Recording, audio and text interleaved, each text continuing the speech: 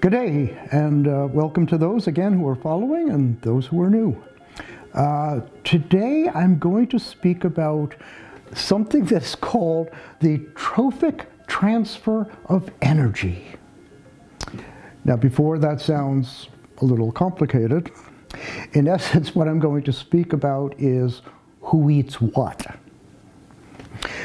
But it's more fascinating than what it just sounds like. This is going to be a rather strange trip for a lot of people. But in regards to the Earth itself, all energy begins with the sun. Without it, we're toast. It takes a photon, which is a quanta of light energy, 1 million years to go from the center of the sun to the surface of the sun. It takes 8.3 minutes to go from the surface of the sun to the Earth. I find that amazing. I find that weird. When it reaches Beaubears Island, it enters a leaf, or more precisely, the chloroplasts within the leaf. And there, through the process of photosynthesis, a photon, which is illuminating me right now,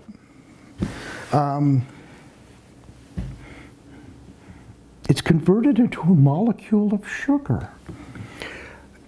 You don't think about that. You're lying on the beach, and the sun is baking you, but you're not making any sugar. A plant will be the same thing, not getting a tan though, and through a quantum physics process, turns up with sugar. I mean, if that doesn't blow your mind, nothing will. It would take 1 square meter of leaf surface, which is a lot of leaves, to create 1 gram of sugar. But in just 24 hours,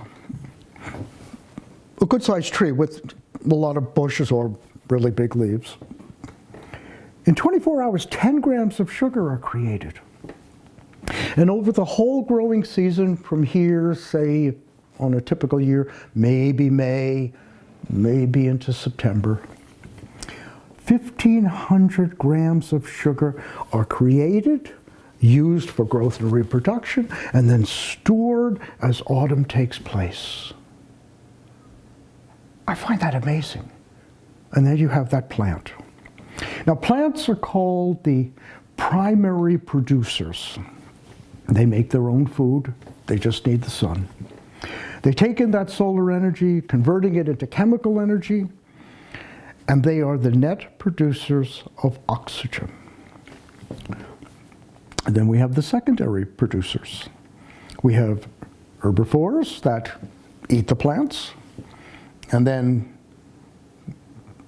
carnivores that eat the herbivores.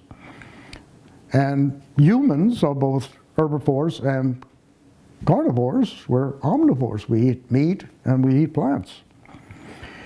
And all secondary producers, even us, are the net producers of carbon dioxide as we breathe out. We're breathing in a sense, the waste product of plants, which is oxygen, and we're giving them our waste product, the carbon dioxide. Next are the tertiary producers, and they feed on the decomposing organic matter of living organisms. That sounds gross, I know. These are mostly insects and anything that will kill, feed off of carrion and roadkill and stuff like that. They clean up.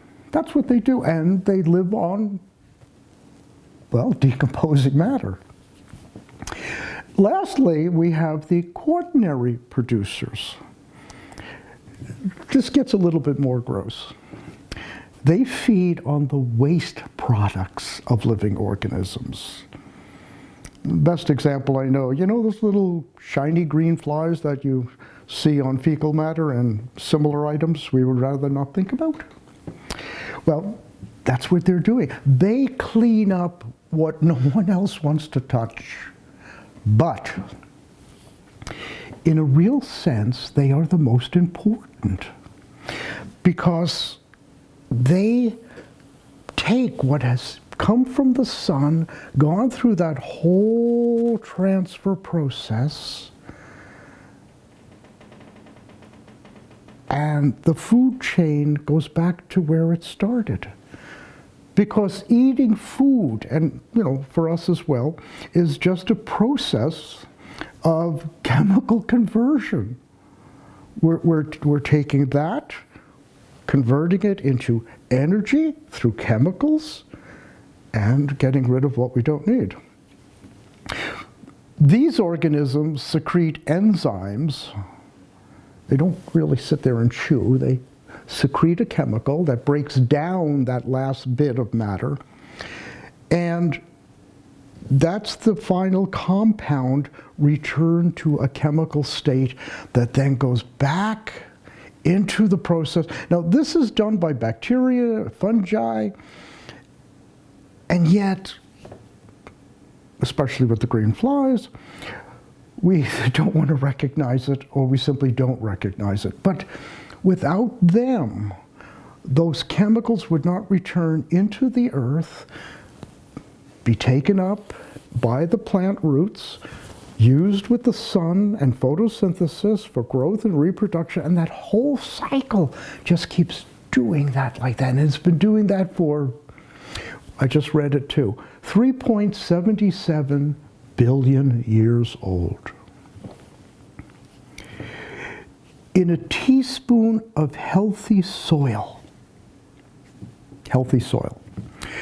there are 1 million to 1 billion bacteria. There is 150 to 500 milligrams of fungi. There are 10,000 to 100,000 protozoa. There are 15 to 500 nematodes, and they are fascinating. I remember watching, I put a flower under a microscope, and I saw this thing which looked alien. It was moving around, but it was translucent, almost transparent, really. And it had a little black mark that I thought was an eye, and it had this big red spot in the middle. And it was just going around, and it was eating. I mean, I could see what it was doing. That's a nematode. We call them water bears and stuff like that. They have like 8 legs, and they're bizarre. There's 100 at least microinvertebrates doing the same thing, which are even smaller than the nematodes, and a lot of viruses.